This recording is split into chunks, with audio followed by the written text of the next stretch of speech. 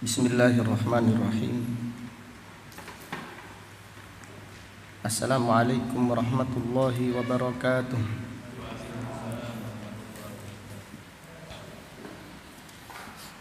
Innal hamdalillah nahmaduhu wa nasta'inuhu wa nastaghfiruh wa na'udzu billahi min syururi anfusina wa min sayyiati a'malina. May yahdihillahu fala mudilla lahu wa may yudlil fala hadiya lahu. Wa ashhadu an la ilaha illallah wahdahu la syarika lahu wa ashhadu anna Muhammadan abduhu wa rasuluh. Amma ba'du, fa inna asdaqal hadithi kitabullah wa khairal hadyi hadyu Muhammadin sallallahu alaihi wasallam wa syarral umuri muhdatsatuha wa kullu muhdatsatin bid'ah wa kullu bid'atin dhalalah wa kullu dhalalatin finnar. Alhamdulillah, pada siang yang berbahagia ini, yaitu hari Selasa tanggal 27 bulan Muharram tahun 1442 Hijriah, dengan izin Allah Subhanahu wa taala kita melanjutkan kembali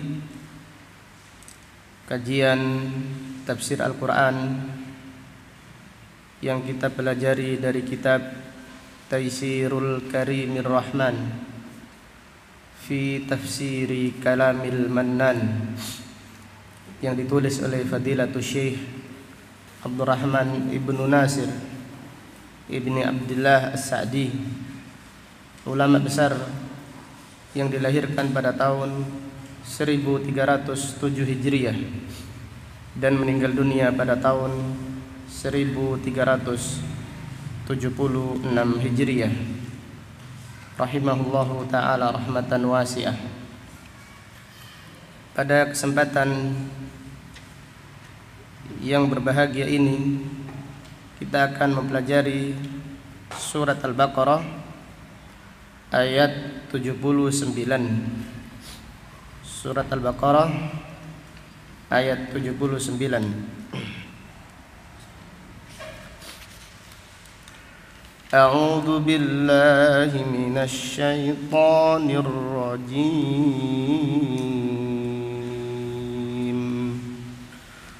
Fawailul lil ladzina yaktubunal kitaba bi aydihim thumma yaquluna hadha min 'indillahi liyashtaru bihi thamanan qalila. Fawailul lahum mimma katabat aydihim wa wailul lahum mimma yaksibun.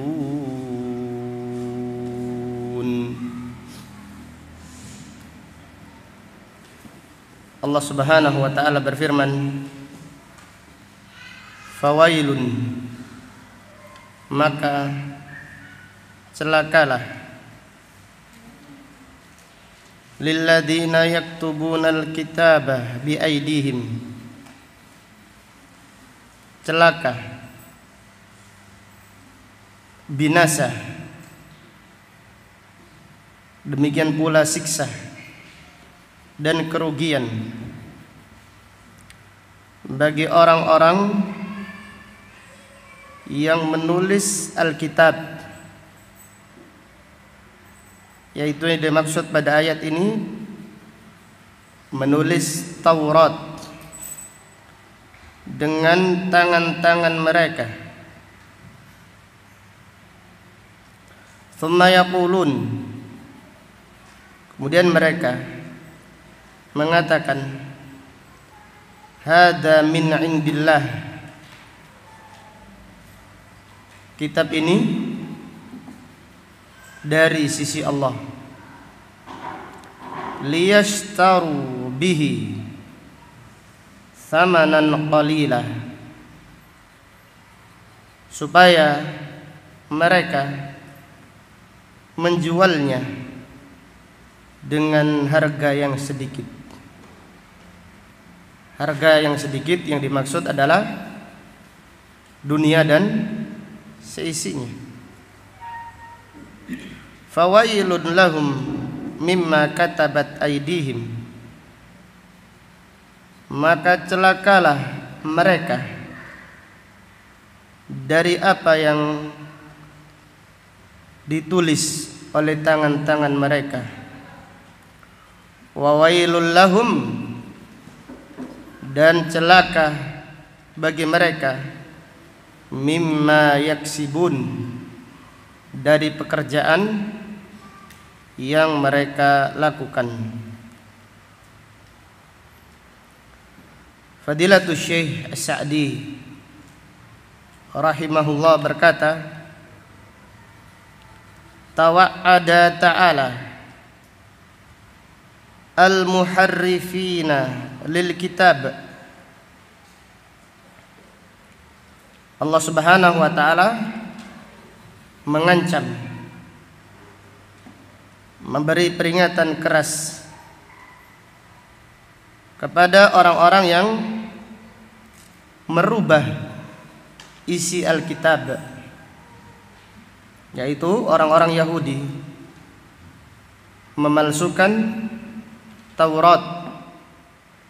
Demikian pula orang-orang Nasrani memalsukan Injil. Alladzina yaquluna litahrifihim wa ma yaktubun, yaitu orang-orang yang berkata dengan kitab yang mereka tulis dan yang sudah mereka rubah. Jadi kitab sudah mereka rubah, kemudian mereka berkata hada min indillah, ini adalah dari sisi Allah. Wa hada fihi idharul batil wa katmul haqq, dan perbuatan ini adalah menampakkan yang batil dan menyembunyikan kebenaran. Wa inna ma fa'alu dzalika ma'a ilmihim, dan mereka melakukan perbuatan itu padahal mereka mengetahui. Jadi pendeta-pendeta, pastor-pastor, imam-imam orang-orang Yahudi, demikian pula imam-imamnya Nasrani, merubah kitab suci mereka, memalsukan kitab suci mereka, padahal mereka tahu apa tujuannya. Tujuannya adalah tujuan duniawi. Mereka menghalalkan yang haram, kemudian mengharamkan yang halal. Tujuannya adalah tujuan kedudukan. Wal iyadu billah. Padahal mereka tahu. Jadi mereka tahu bahwasannya yang mereka tulis atau yang mereka fatwakan itu adalah palsu, bukan dari sisi Allah Subhanahu wa taala. Namun mereka berdusta dan mengatakan itu dari sisi Allah. Tujuannya adalah liyashtaru bihi thamanan qalila, supaya mereka menjual fatwa tersebut dengan dunia yang sedikit, dengan harga yang sedikit. Demikian, waliyadu billah, cinta dunia mengakibatkan atau menyebabkan seseorang menjual agamanya, menjual prinsip ilmunya, menjual disiplin ilmu. Wa dunya kulluha min awwaliha ila akhiriha thamanun qalil. Syekh Sa'di rahimahullah berkata, dunia seluruhnya dari awal sampai yang terakhir adalah harga yang sedikit. Dunia seluruhnya, seluruh yang ada di dalam dunia ini adalah thamanun qalil, harga yang sedikit. Faja'alu batilahum syarakan yastaduna bihi ma fi aidin nas. Mereka, itu imam-imam yang sesat, menjadikan kebatilan mereka syarakan, yaitu alat untuk memancing, untuk berburu harta-harta manusia. Itu dengan cara yang batil. Itu kebatilannya dijadikan alat untuk mengambil harta-harta manusia. Demikian orang-orang yang sesat menghalalkan segala cara untuk mengambil harta manusia. Tidak ada amanah, tidak ada rasa takut kepada Allah Subhanahu wa taala. Seperti menjual kartu taubat. Jadi ada di ajaran ahlul kitab, pastor-pastornya menjual apa? Kartu taubat. Ini orang Nasrani punya ajaran, yaitu kartu taubat, harus membayar. Jadi kalau sudah mendapatkan kartu taubat, berarti dosa-dosanya sudah diampuni oleh Allah Subhanahu wa ta'ala. Bahkan sampai ada cerita, pernah seorang pendeta kartu taubatnya dibeli orang sehingga dia tidak punya lagi kartu taubat. Demikian orang-orang yang menyimpang. Orang-orang Syiah punya ajaran al-khumus. Khumus itu berapa? 1/5. Jadi siapa yang mengikuti ajaran Syiah, 1/5 dari hartanya harus diberikan kepada imamnya. Terus dalilnya mana ini semuanya? Dalilnya adalah dalil yang batil yang mereka gunakan untuk mengambil harta manusia. Demikian pula ajaran-ajaran yang lain yang sesat, tujuannya, salah satu tujuan mereka adalah mengambil harta atau mengambil uang, mengambil harta yang ada pada manusia dengan cara yang batil. Waliyadu billah. Mereka yang melegalkan wisata religi tahu itu tidak ada dalilnya. Terutama imam-imamnya yang ngerti, faham, tidak ada namanya wisata religi. Wisata religi hanya untuk apa itu? Masjid Nabawi, Masjidil Haram, dan Masjid apa? Masjidil Aqsa. Mereka tahu, mana dalilnya? Jadi mereka tahu. Jadi orang awam di kalangan mereka dikelabui. Adapun imam-imamnya tahu. Tapi kenapa kok nggak disampaikan? Ujung-ujungnya adalah dunia. Ujung-ujungnya takut kedudukan mereka. Bahkan lisan mereka mengatakan acara tahlilan di dalam kitab-kitab mereka disampaikan ini adalah bid'ah mungkarah. Tahu. Tapi kenapa? Mereka sendiri mengatakan Allah menjadikan lisan mereka secara tidak sengaja atau secara sengaja keluar. Di kadang-kadang Allah menyuarakan kebenaran melalui lisannya orang yang batil, Jadi mereka mengatakan tahlilan itu tidak ada dalilnya, bid'ah mungkarah. Tapi kalau kita sampaikan kepada masyarakat, kita yang akan diperangi. Nggak jadi lagi imam mereka, malah dijadikan orang yang menyimpang. Lebih memilih apa? Dunia. Lebih nyaman dengan kedudukannya. Tidak mengapa walaupun dilaknat dan dimurkai oleh Allah Subhanahu wa ta'ala, wal iyadu billah. Kemudian Fadilatul Syekh As-Sa'di rahimahullah berkata, fadalamuhum min wajhain. Imam-imam yang sesat mendolimi manusia dari dua sisi. Min jihati talbisi dinihim alaihim. Itu yang pertama, mereka yaitu memalsukan, mensamarkan agama bagi masyarakat. Jadi seakan-akan ini agama, lah imamnya melakukannya kok. Padahal ini adalah talbis, ini adalah palsu. Imamnya yang mengelabui. Padahal diantara mereka tahu. Maka orang-orang yang sudah sampai gelar, kalau di kalangan Syiah derajatnya sayyid, mereka tahu bahwasanya ajaran Syiah ini tidak benar sama sekali.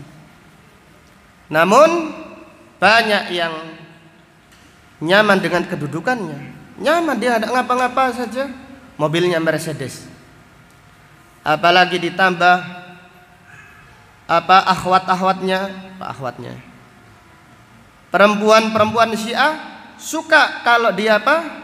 Nikah mut'ah sama imamnya. Apalagi imamnya punya album. Di masjid itu ada album. Mereka mengatakan kalau ada orang mau nikah mut'ah, sampaikan, ini coba ini, sip katanya. Ini gimana ini? Sudah nyaman sudah kedudukannya. Tapi mereka yang sudah sadar, lebih menyuarakan kebenaran, amanat ilmiah, mereka menyampaikan kepada umat. Resikonya apa? Resikonya dibunuh oleh kaumnya sendiri. Wal iyadu billah. Jadi imam-imam yang sesat berbuat zalim kepada masyarakat, kepada orang awam. Satu, mereka memalsukan ajaran agama, menyampaikan ajaran yang palsu kepada masyarakat. Yang kedua, wa min jihati akhdi amwalihim bighairi haqq bal bi abtalil batil. Yang kedua, mereka mengambil harta manusia dengan cara yang tidak benar. Bahkan penulis rahimahullah mengatakan bahkan dengan cara yang paling batil. Dengan cara yang paling batil.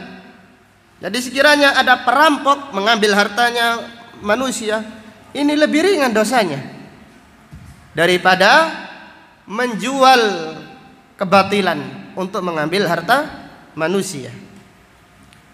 Penulis berkata, wadzalika a'dhamu. Cara itu lebih besar dosanya mimman ya'khuduha ghasban wa sariqatan wa nahwahuma.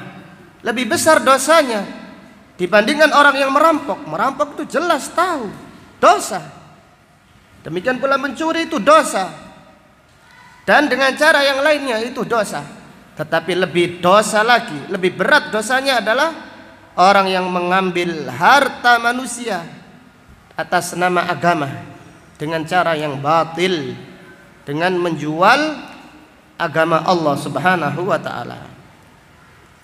Walihada tawa'adahum bihadainil amrain. Maka Allah Subhanahu wa ta'ala mengancam mereka dari dua perkara ini. Maka Allah berfirman, fawailul lahum mimma katabat aydihim. Celaka bagi mereka dari apa yang mereka tulis dengan tangan-tangan mereka. Ay minat tahrif wal batil, yaitu tulisan yang mereka selewengkan, yang mereka batilkan, mereka takwil dengan cara yang batil. Ay minat tahrif yaitu tulisan yang mereka palsukan, wal batil, dan tulisan yang batil sedangkan mereka mengetahuinya.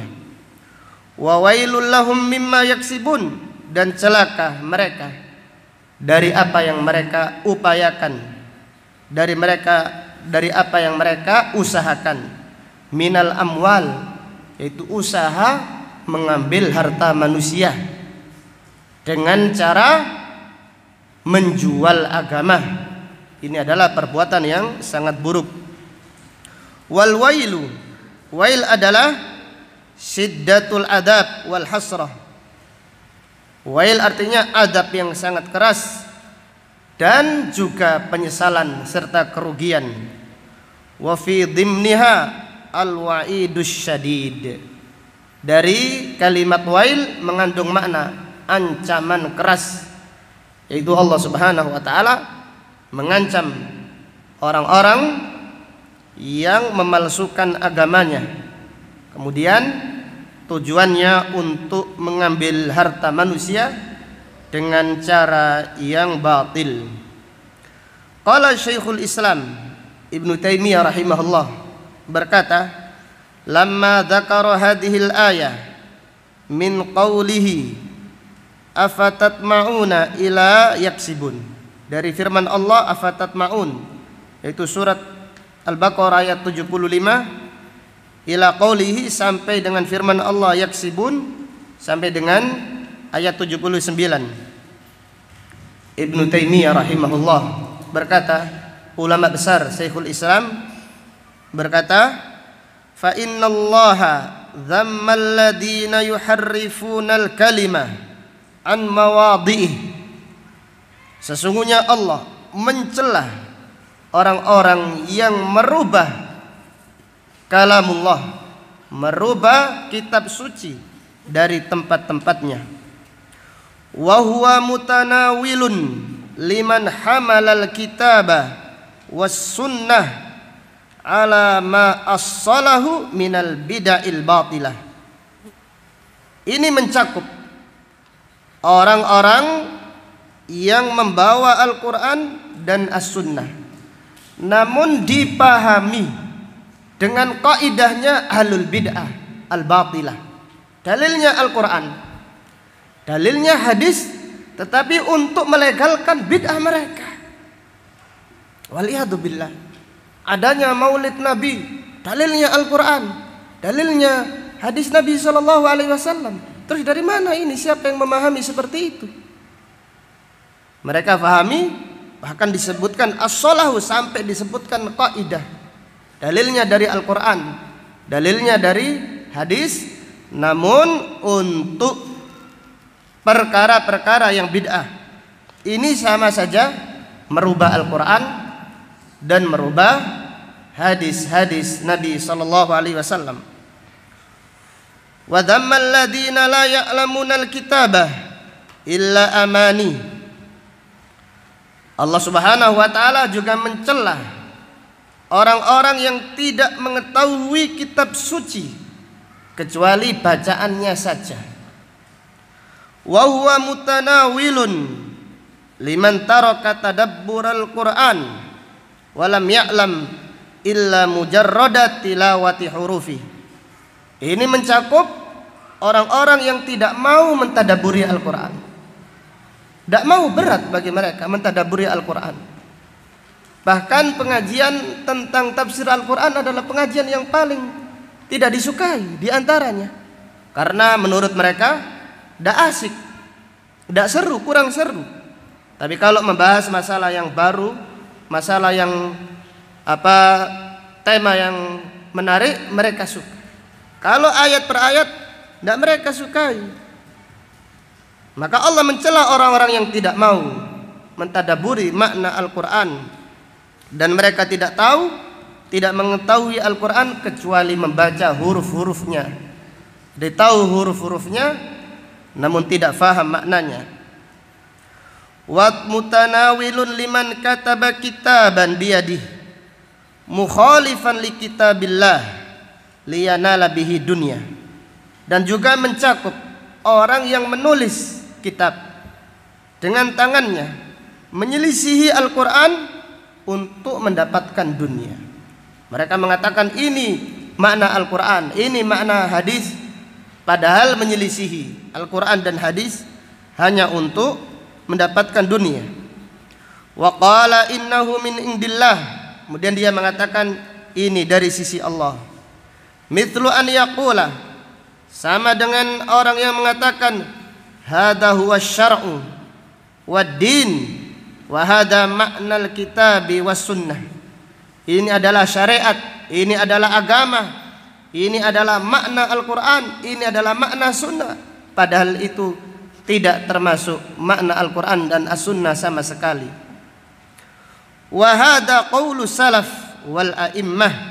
Ini adalah ucapan salaf dan ucapan para imam-imam. Ini mereka ucapkan dengan dusta.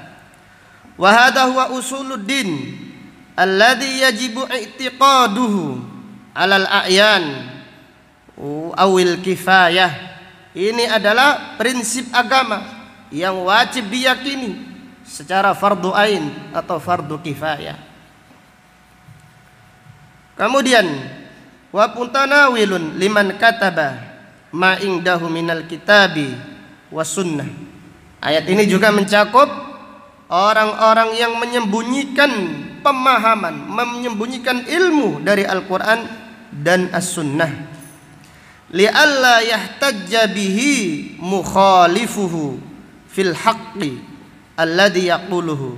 Supaya orang-orang yang menyelisihinya tidak berhujjah dengan pemahamannya dari apa yang diucapannya.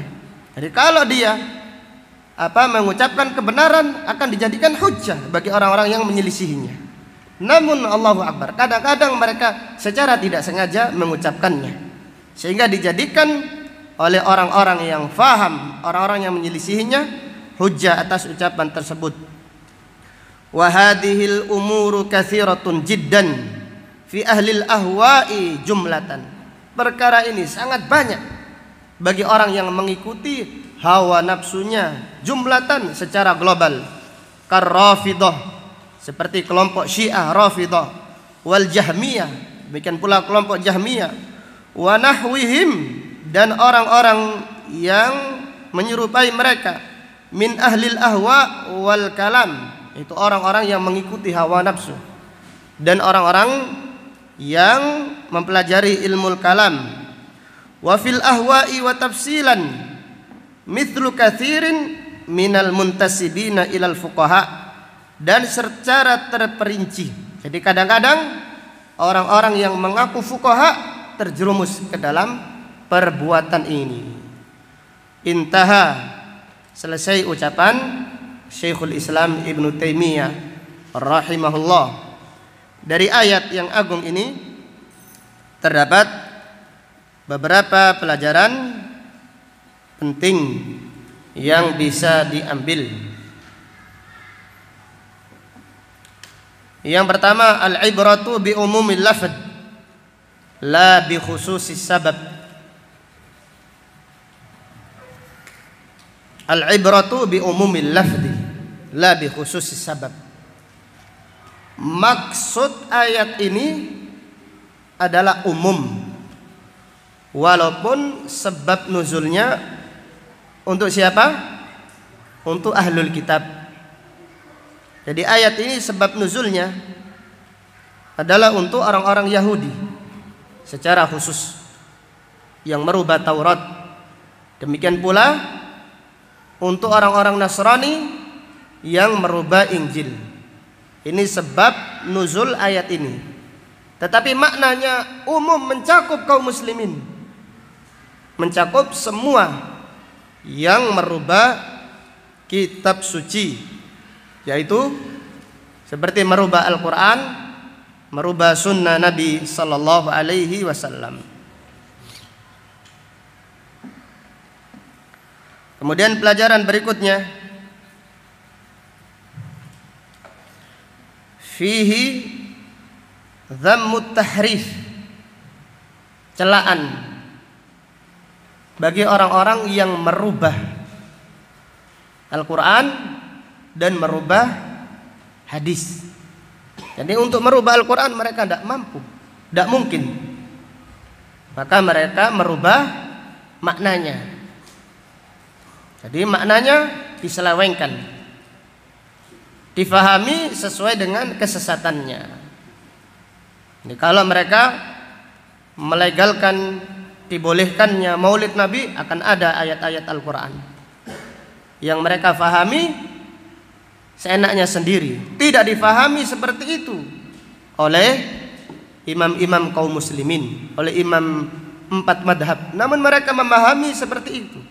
Lalu mereka mengatakan dengan dusta ini adalah ajarannya para sahabat, ajarannya tabi'in dan seterusnya.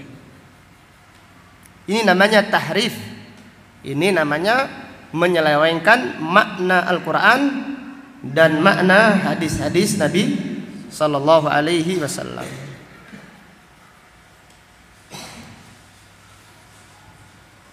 Kemudian pelajaran berikutnya,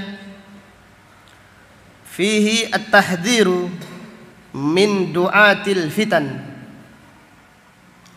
Hati-hati, peringatan dari dai-dai fitnah. Jadi hati-hati. Jadi mereka yang menyampaikan kesesatan atas nama agama ini sangat diwanti-wanti oleh Islam, diwanti-wanti oleh Al-Quran, oleh Nabi Shallallahu Alaihi Wasallam. Beliau sangat mengkhawatirkan. Karena apa? Dai-dai fitnah salah satu tujuannya adalah hanya untuk dunia, memfitnah kaum muslimin supaya mendapatkan kedudukan. Padahal di antara mereka ada yang sudah sadar kalau mereka itu salah, namun karena hawa nafsunya, karena sudah terlanjur mendapatkan kedudukan di tengah-tengah masyarakat, sudah mendapatkan tempat yang nyaman, mereka tidak mau lepas dari prinsip tersebut. Maka hati-hati dari dai-dai tukang fitnah. Kenapa? Karena mereka menjual agama dengan dunia yang sedikit. Wal iyadu billah. Maka dalam hal ini Rasulullah sallallahu alaihi wasallam bersabda, "Wa inna ma akhafu ala ummati al-a'immatal mudillin." Yang paling aku khawatirkan kepada umatku adalah imam-imam tetapi menyesatkan umat, mengajak kepada kesesatan, mengajak kepada bid'ah, memerangi orang-orang yang mengajak kembali kepada Al-Quran, memerangi kepada orang-orang yang mengajak kepada Islam yang asli, Islam yang murni, yang diajak, yang diserukan oleh Nabi Muhammad sallallahu alaihi wasallam.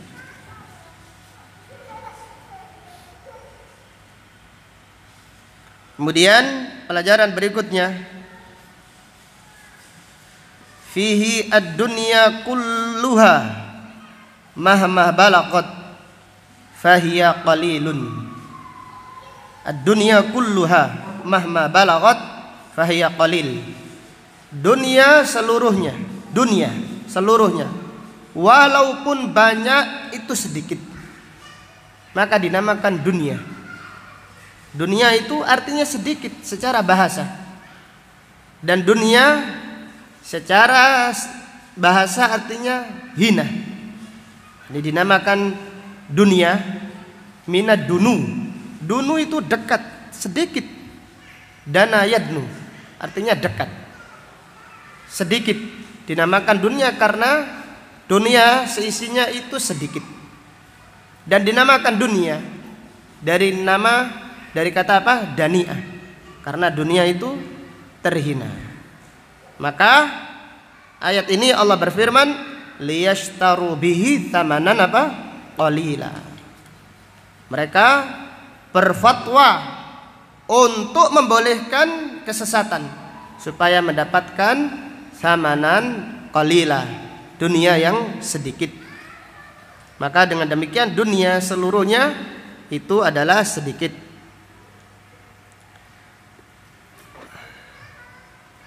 Kemudian pelajaran berikutnya, fihi al-wa'idu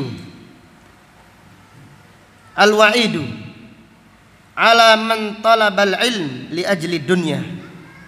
Ancaman keras bagi orang yang menuntut ilmu tujuannya dunia. Ancaman keras bagi orang yang mempelajari ilmu tujuannya dunia. Waliyadu billah. Maka pada ayat ini Allah berfirman, fawailun, celaka. Mereka punya prinsip ilmu, tahu kebenaran, namun disembunyikan. Mereka menyampaikan kesesatan hanya untuk tujuannya dunia. Maka Rasulullah sallallahu alaihi wasallam bersabda, man talabal ilma mimma yubtagha bihi, man talabal ilma, man ta'allamal ilma mimma yubtagha bihi wajhullah la yata'allamuhu illa liyusiba bihi ardan minad dunya lam yajid irfal jannah yaumal qiyamah. Siapa yang belajar, man ta'allamal ilma, siapa yang mempelajari ilmu yang tujuannya seharusnya mencari wajah Allah, mengharap ridha Allah, mengharap surganya, namun dia tidak mempelajarinya kecuali untuk mendapatkan dunia, maka pada hari kiamat nanti dia diancam tidak bisa mencium bau surga. Wal iyadu billah.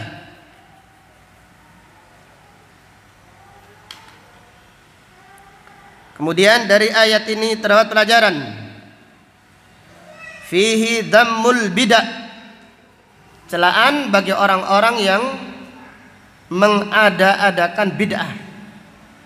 Jadi bid'ah itu intinya merubah syariat.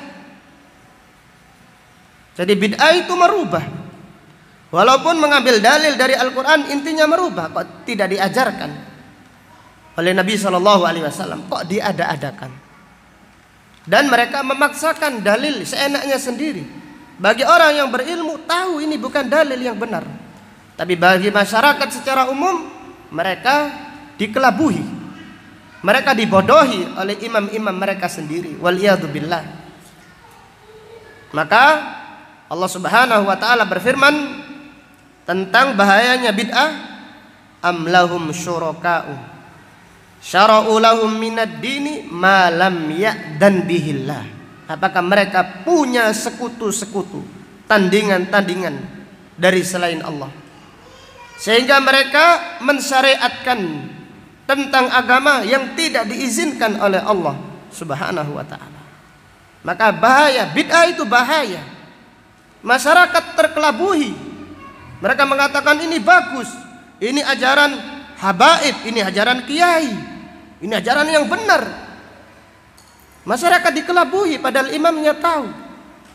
Ini adalah bahaya, sangat bahaya, karena bid'ah pada intinya adalah merubah ajaran Al-Quran, merubah hadis-hadis Nabi Sallallahu Alaihi Wasallam. Kemudian pelajaran berikutnya, fihi at-tahdhiru min kitmanil ilm, peringatan keras dari menyembunyikan ilmu. Jadi peringatan keras dari menyembunyikan ilmu. Mereka orang-orang yang menyembunyikan ilmu adalah orang yang dilaknat oleh Allah Subhanahu wa taala di dunia dan di akhirat. Salah satu bentuk laknat Allah kepada mereka adalah mereka merasa nyaman dengan posisinya. Ini laknat Allah. Allah mengulu-hulu mereka sampai pada akhirnya Allah Subhanahu wa taala menyiksa mereka dengan siksa yang berat. Wal iyadu billah.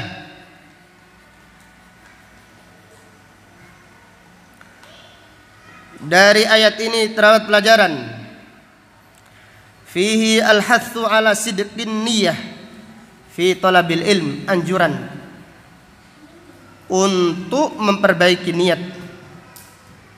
Di ala sidqin niat yang jujur.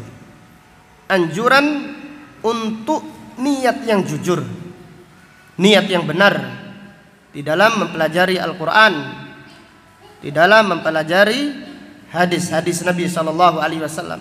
Selalu meminta kepada Allah, minta niat yang benar, sidqun niat yang baik di dalam mempelajari agamanya.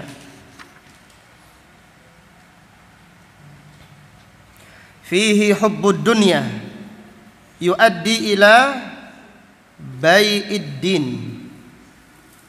Cinta dunia menyebabkan seseorang menjual agamanya. Jadi kalau sudah cinta dunia, semuanya dijual, sampai agama pun dijual. Jadi sampai agama dijual. Dan mereka yang sudah terlanjur cinta dunia, semua dijual sampai prinsip. Jadi prinsip itu terakhir sudah. Prinsip yaitu agamanya, ilmunya, prinsip ilmunya, disiplin ilmunya dijual. Hanya saja hanya untuk dunia yang sedikit, wal iyadu billah. Fihi an-nahi an a'malil akhirah li ajli dunya. Larangan beramal untuk amal akhirat, amal soleh, namun tujuannya hanya untuk dunia. An-nahi an a'malil akhirah. Larangan dari beramal untuk akhirat, namun tujuannya supaya hanya mendapatkan keuntungan dunia. Fihi tahlilul haram wa tahrimul halal kufrun. Menghalalkan yang haram dan mengharamkan yang halal adalah kekufuran. Menghalalkan yang haram dihalalkan, kemudian yang haram dihalalkan, ini adalah kekufuran. Fihi at-tahdhiru minal ahaditsid dha'ifah wal mawdu'ah. Peringatan keras, hati-hati dari hadis-hadis palsu dan hadis-hadis lemah. Banyak sekali hadis-hadis palsu dan hadis-hadis yang lemah yang tersebar, lalu diyakini ini adalah sabda Rasulullah sallallahu alaihi wasallam. Di antaranya hadis yang palsu yang masyhur yaitu hubbul watan minal iman. Cinta negeri adalah apa? Keimanan. Ini salah. Ini bukan hadis. Cinta negeri itu fitrah manusia. Jadi cinta negeri itu fitrah, tidak salah. Tetapi kalau dikatakan ini hadis palsu. Jelas ya? Contoh lagi. Apa hadis yang palsu tapi masyhur? Yaitu dikatakan ikhtilafu ummati rahmah. Perbedaan umatku itu rahmat. Wah, ini yang selalu disampaikan oleh dai-dai fitnah. Tidak apa-apa berbeda. Beda dengan Syiah, tidak apa-apa, masih saudara. Lebih bagaimana? Beda dengan Syiah kok saudara? Bagaimana dengan berbeda dengan ahlul bid'ah? Kalau perbedaan masalah fikih, tidak masalah. Khilaf di antara para ulama yang khilaf memahami masalah dalil. Tapi kalau masalah yang prinsip, tidak ada perbedaan masalah akidah. Jelas ya? Mana dikatakan orang Syiah mengatakan Abu Bakar di neraka, Ahlus Sunnah mengatakan Abu Bakar di surga. Terus kita mengatakan tidak apa-apa, berbeda dengan mereka, tidak masalah. Yang penting sama-sama apa? Muslim. Maka hadis ini adalah hadis yang bahaya, hadis palsu. Ikhtilafu ummati rahmah. Perbedaan umatku itu rahmat. Kebalikannya apa kebalikannya? Istima'u ummati adab. Kalau umat ini bersatu berarti apa? Adab, siksaan. Padahal kita diperintahkan oleh Allah untuk apa? Untuk bersatu. Di antaranya hadis palsu untuk fanatik madhab. Orang-orang yang fanatik dengan madhab Hanafi punya hadis palsu. sayakunu fi ummati rajulun adarru ala ummati min iblis yuqalu Muhammad bin Idris. Akan muncul dari umatku orang yang lebih bahaya dari iblis, namanya Muhammad apa? Bin Idris. Maksudnya siapa ini? Imam Syafi'i. Gimana ini? Hadis palsu ini. Ini adalah hadis palsu. Adapun untuk Abu Hanifah, mereka mengatakan sayakhruju min ummati sirajul ummah, akan ada dari umatku penerang umat, yaitu Abu Hanifah. Enggak ada hadis macam itu. Ini adalah hadis palsu. Orang-orang yang jualan terong tidak kalah dengan yang jualan korma. Korma punya dalil. Orang jualan terong mana dalilnya? Tidak punya dalil mereka. Akhirnya mengarang hadis palsu, yaitu al-badinjan dawaun min kulli da. Terong adalah obat segala obat. Jadi pil tidak laku nanti. Ya, ini obat dokter tidak payu, nggak laku karena obatnya diganti dengan apa? Terong. Yang jualan daging tidak terima juga. Mereka mengatakan ada hadis, yaitu sayyidu ta'ami ahlil jannah al-lahm, tuannya makanan penghuni surga adalah daging, dan seterusnya. Banyak sekali hadis-hadis palsu digunakan untuk kepentingan duniawi. Bahkan ada yang tujuannya supaya orang rajin beribadah, dikasih hadis-hadis palsu. Seperti hadis-hadis tentang anjuran-anjuran membaca Al-Quran. Ada diantaranya hadis palsu. Inna likulli syai'in qalbun, segala sesuatu ada jantungnya. Wa qalbul Quran, jantungnya Al-Quran Yasin. Maka setiap hari Kamis membaca apa? Surat Yasin. Padahal yang sahih membaca surat apa? Al-Kahfi. Setelah apa? Ini adalah hadis yang mungkaroh, hadis yang lemah sekali. Maka hati-hati dari hadis yang lemah, hadis yang palsu. Ini sebab terbesar dijadikan pedoman untuk kesesatan mereka. Kemudian di antara para ulama mengambil ayat ini, yaitu faedah fihi an-nahi an nashril maqalah qabla tathabbut fi sihhatiha, larangan menyebar berita, menyebarkan pernyataan sebelum diteliti kebenarannya. Ya, seperti hari ini langsung ada berita, langsung disebarkan. Ini dilarang. Harus tasabbut dulu, tabayun, takkid kebenarannya baru disebarkan. Kemudian pelajaran berikutnya, fihi al-hathu 'alal amanah ilmiyah, anjuran untuk memegang prinsip amanat menyampaikan ilmu. Jadi jadikan prinsip yang benar, katakan benar. Jadi amanat ilmiah ini bukan masalah Al-Quran saja. Semua ilmu ada amanatnya. Ilmu Al-Quran, ilmu kedokteran, ilmu arsitek dan seterusnya, ada amanat ilmiah. Jadi mereka punya disiplin ilmu. Jadi orang yang menyembunyikan disiplin ilmu, mereka sama mengkhianati ilmunya. Pertanggungjawaban mereka besar di hadapan Allah Subhanahu wa ta'ala. Kemudian pelajaran berikutnya, fihi ahammiyatu nashril Quran wal ahadits as-sahihah, pentingnya semangat menyampaikan Al-Quran dan hadis-hadis yang sahih. Kenapa? Karena hadis-hadis yang palsu, ajaran-ajaran yang sesat ini sudah tersebar kemana-mana. Masyarakat awam mempercayainya. Bagaimana cara untuk menyadarkan mereka? Ya, sampaikan Al-Quran. Semangat, jangan tergesa-gesa.